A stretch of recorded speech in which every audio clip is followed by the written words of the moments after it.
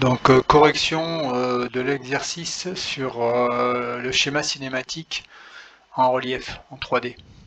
Donc je rappelle qu'on avait un stick de colle, on avait un repère imposé, XY, XYZ, et qu'il faut donc répondre aux questions en fonction de ce repère.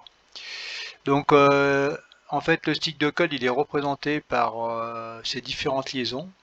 Donc là on peut rapidement reconnaître les liaisons en question.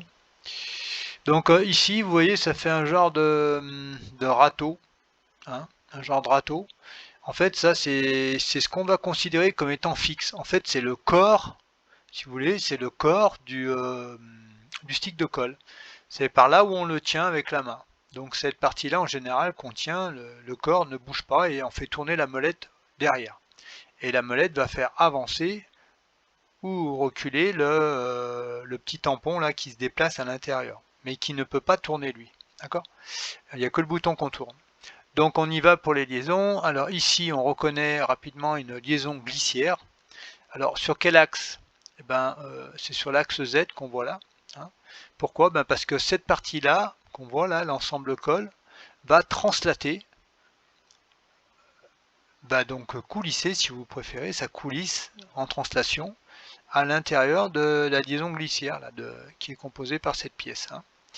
Donc c'est en fait, si vous voulez, ça, là, cette partie-là, c'est l'embout qu'on voit là, qui lui va faire sortir ou pas la colle. Voilà. Ensuite, nous avons là, ici, on reconnaît une liaison hélicoïdale. On voit une hélice là un petit peu, et puis on voit le symbole là, de la liaison hélicoïdale. Donc la liaison hélicoïdale, on voit la vis là, à l'intérieur. Et la liaison hélicoïdale, elle est aussi sur l'axe Z, hein, elle est sur le même axe. Hein. Vous avez après une liaison pivot ici. Et ça, c'est le bouton de manœuvre qu'on trouve ici en fait. Hein. Donc quand on fait tourner le bouton et qu'on tient le corps à la main, qu'est-ce qui se passe? Et ben, ici, on a une liaison pivot, c'est-à-dire que ça peut tourner, simplement. Comme on fait tourner, mais qu'il n'y a pas de translation, ici, vous avez par contre la liaison hélicoïdale qui va faire qui devrait en fait transmettre à la fois une rotation et une translation, mais ce qui se passe c'est que on va voir que la translation qui va être transmise parce qu'en fait la rotation est bloquée par la liaison glissière derrière. D'accord? Donc en fait on va avoir simplement un mouvement de translation ici. Voilà. Donc là la liaison pivot ben, elle est aussi sur l'axe Z. Voilà. Donc au total, pour réaliser le stick de colle, on a besoin de 3 liaisons mécaniques, une liaison pivot ici, une liaison hélicoïdale et une liaison glissière ici. Voilà. On va passer au vérin électrique. Alors le vérin électrique, c'est un vérin avec un moteur électrique évidemment. Ici on retrouve le râteau qui est donc la partie qui va être fixe. Donc si vous voulez c'est le corps du vérin. Là on a la tige donc qui va être représenté par ça, par l'ensemble de tiges là ici. Et donc on doit indiquer les liaisons. Ben, ici on a une liaison glissière, on voit bien le carré, hein, la forme carrée. Glissière, l'axe, c'est cet axe là. Donc l'axe, on le cherche, c'est l'axe X. Donc ça translate sur l'axe X. Cette partie là. Ensuite ici on a la liaison hélicoïdale, comme tout à l'heure, mais pas dans le même sens, hein, parce que là elle est sur l'axe X aussi. Et voilà, ben sur ce système-là, on n'a que deux liaisons. Une liaison donc hélicoïdale et une liaison glissière. On va passer à l'étau. Alors l'étau, vous avez la vis de serrage là, et puis le mort. Ici, ça c'est un mort mobile, il va se déplacer en translation. Et là, vous avez la partie du corps de l'étau fixe.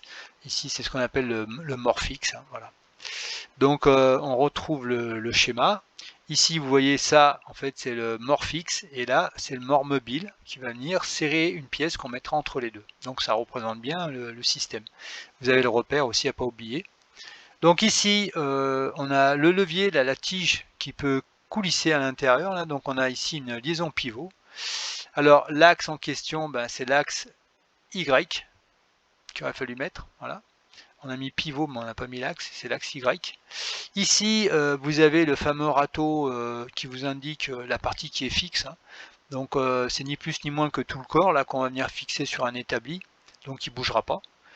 Donc voilà, c'est la partie fixe. Après, ici, vous avez une liaison hélicoïdale qui se trouve là, en fait, qui est cette partie-là. Hein. Ici, il y a une hélice qui permet de faire tourner la tige filetée.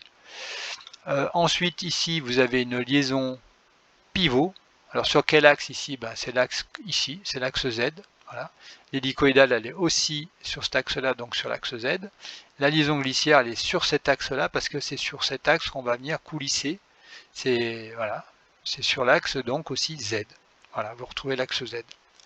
La seule liaison pivot qui n'était pas sur le même axe, c'était celle-ci qui est sur l'axe Y. Voilà.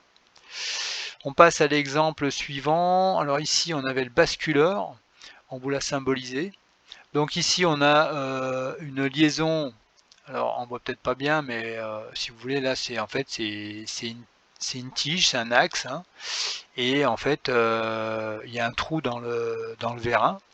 Donc le vérin il peut tourner autour de cet axe. Hein. Donc là on a une liaison pivot tout simplement parce que quand on n'a qu'une rotation c'est une liaison pivot. Donc ici pivot, alors quel axe? On va regarder le repère. Donc on est sur cet axe là, voyez. Donc là c'est l'axe X. Ensuite on a une autre liaison pivot au-dessus là qui est celle-ci là, voilà, qui est là, qui est composée par cette vis là, cet écrou, vis écrou. Donc là, c'est une liaison pivot. Alors l'axe en question, il est là, c'est l'axe X.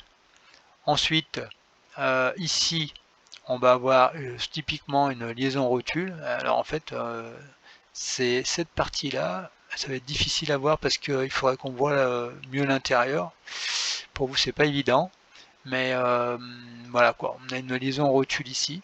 Hein. Alors l'axe de rotation de la rotule, vu qu'elle peut tourner, elle tourne autour d'un centre en fait, donc c'est pas un axe, hein, donc c'est un centre de rotation. Ici vous avez la liaison pivot glissant, une pivot glissant, d'accord. Donc c'est à dire que cette tige là qui est reliée au piston, elle peut translater et tourner en même temps indépendamment. Indépendamment, c'est important. L'axe en question, vous voyez, c'est un axe qui est incliné. Alors, c'est ni l'axe Y, ni X, ni Z. Bon, on est avec un axe incliné. D'accord? Donc, voilà. Ensuite, on va passer à la suivante. Ici, ça c'est une pince Schrader, donc c'était ça. Là, on voit, c'est les deux parties de pince. Là, c'est les deux petits leviers. Là, voilà. On va serrer quelque chose avec ça. Donc là on va retrouver le fameux râteau qui symbolise la partie qui est fixe, qui ne bouge pas. Ici le repère, donc on y va. Là on a une liaison pivot ici, là, entre ça et ça. C'est-à-dire que là, cette tige-là, elle peut tourner et translater en même temps. Donc c'est une pivot. Là on a une... Ah pardon, c'est une... Oui, alors en fait c'est une pivot glissant là. C'est pas une pivot, c'est une pivot glissant. Donc parce qu'on peut translater et tourner. Alors la rotation, elle est empêchée par rapport à tout le système qu'il y a derrière en fait. Hein. Voilà. Mais en théorie, ça peut tourner. Donc c'est pivot glissant. Ici, on a une liaison pivot, une pivot, une pivot, une pivot, une pivot. Alors les axes, ici c'est l'axe, on va chercher les axes. Ici c'est l'axe Z. Voilà, l'axe Z. Ici l'axe Z aussi, Z, Z. Voilà. Donc là, on a fait le tour. Ici, on a un compresseur. Vous avez la partie piston. Ici, une liaison rotule. Donc la liaison rotule, c'est un centre. Donc il n'y a pas lieu d'indiquer d'axe. Vous avez ensuite ici le râteau qui vous indique ce qui ne bouge pas. C'est le corps du compresseur en fait, hein, qui va être fixé par exemple sur un établi. Ensuite, on n'a pas beaucoup de liaisons, on en avait qu'une ici, voilà. Donc liaison rotule. Et là c'est le moteur électrique. On vous a mis un M pour moteur électrique. Donc voilà. Ensuite, c'est-à-dire que le moteur électrique là, il va entraîner un mouvement de rotation, ça va faire tourner ça. Et comme ici vous avez un genre de petit bras de levier là, hein, un désaxage, ça va faire monter et descendre le piston. Voilà, tout simplement. Ici, vous avez une pompe hydraulique manuelle, le repère imposé. Bon, ben là, le manche, vous le retrouvez là. Ensuite, ici, vous avez une liaison ponctuelle. Ici, vous avez une liaison pivot. Sur quel axe? C'est l'axe Z. Ici. Ici, c'est sur l'axe Y. Voilà. Ensuite, vous avez ici aussi une partie pivot glissant sur l'axe Y aussi. Voilà. Voilà. Ensuite, vous avez la barrière. La barrière, ben là, c'est une liaison pivot. Là, c'est une liaison pivot aussi. Ici, vous avez une liaison rotule. Vous avez l'excentrique, le moteur électrique et la partie fixe qui ne bouge pas.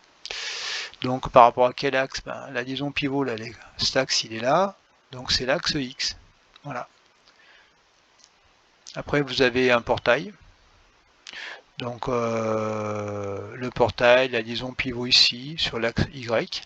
Ici une liaison hélicoïdale sur l'axe, on va dire sur l'axe Z plutôt. Ici une liaison pivot sur l'axe Y. Et ensuite ici une liaison pivot aussi sur l'axe Y. Voilà. Donc, et puis là le moteur électrique. Le dernier cas, on a ici une liaison pivot, pivot, et ici le moteur électrique. Donc les pivots, elles sont sur l'axe Y, comme ça, toutes. Et en fait, il faut savoir, c'est que la liaison pivot, c'est la liaison la plus utilisée en mécanique. On la retrouve vraiment de partout, quoi. Elle est, on peut dire, à 80-90% dans les systèmes, c'est des liaisons pivots qu'on a. Voilà.